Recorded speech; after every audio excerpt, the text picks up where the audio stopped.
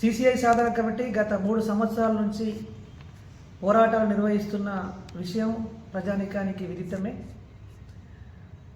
ఈ సంవత్సరం ఏప్రిల్ మాసంలో ఢిల్లీకి వెళ్ళి కేంద్ర భారీ పరిశ్రమల శాఖ మంత్రి కుమారస్వామి గారిని కూడా కలిసి ఒత్తిడి చేసే ప్రయత్నం చేశాం. అందులో భాగంగానే రాష్ట్ర ప్రభుత్వం నుంచి కదలిక వచ్చింది, కేంద్ర ప్రభుత్వం నుంచి కదలిక వచ్చిందని చెప్పి భావిస్తూ ఉన్నాము. నిన్న హైదరాబాదులో రాష్ట్ర పరిశ్రమల శాఖ మంత్రి శ్రీధర్ బాబు గారు, అలాగే సిసిఐ సిఎండి గారు, మన ఆదిలాబాద్ శాసనసభ్యులు పాయల శంకర్ గారు వీరు సమావేశమై సిసిఐని రీఓపెన్ చేస్తామని ప్రకటన చేశారు. దాన్ని స్వాగతిస్తూ ఉన్నాము. అయితే ఈ ప్రకటనలో 2 భాగాలు ఉన్నాయి. రాష్ట్ర ప్రభుత్వం ఏమో కేంద్ర ప్రభుత్వ ఆధీనంలో ప్రభుత్వ రంగ సంస్థగా నడవాలి అని చెప్పి భావిస్తూ ఉన్నామని చెప్పారు. కేంద్రమేమో దాన్ని ప్రైవేటైజేషన్ చేయాలనే ఆలోచనతో ఉన్నట్టు ప్రకటనలో కొంత కనిపించింది.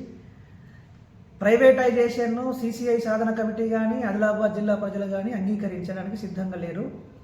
అది కేంద్ర ప్రభుత్వ రంగ సంస్థగానే నడవాలి.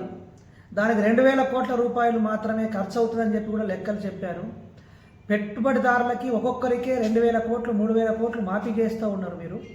ఇక్కడ ఆదిలాబాద్ జిల్లాలో దాదాపు 30,000 మంది ప్రత్యక్షంగా పరోక్షంగా లాభపడేటటువంటి సంస్థ సిసిఐ, ఉపాధి దొరుకుతుంది.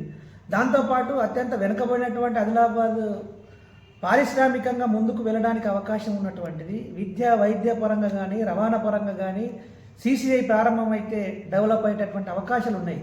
ఇంతటి చక్కటి అవకాశాలు ఉన్నటువంటి పరిశ్రమను వెంటనే తెరిపించడానికి కేంద్ర రాష్ట్ర ప్రభుత్వాలు సిద్ధంగా ఉండాలని చెప్పి కోరుతూ ఉన్నాము. రాష్ట్ర ప్రభుత్వము కేంద్ర ప్రభుత్వానికి నివేదికలు పంపిస్తామని చెప్పారు. వాటిని ఏమాత్రం ఆలస్యం చేయకుండా వెంటనే పంపించాలి. సిసిఐని రీఓపెన్ చేయడం కోసము కేంద్ర ప్రభుత్వం మీద రాష్ట్ర ప్రభుత్వం ఒత్తిడి పెంచాలి.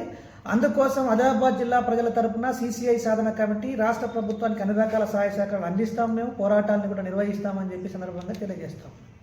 త్వరలోనే హైదరాబాద్కి వెళ్ళి రాష్ట్ర పరిశ్రమల శాఖ మంత్రి శ్రీధర్ బాబు గారిని కలిసి వినతి పత్రం ఇచ్చేటటువంటి కార్యక్రమం కూడా చేపడతాం. ఓకే.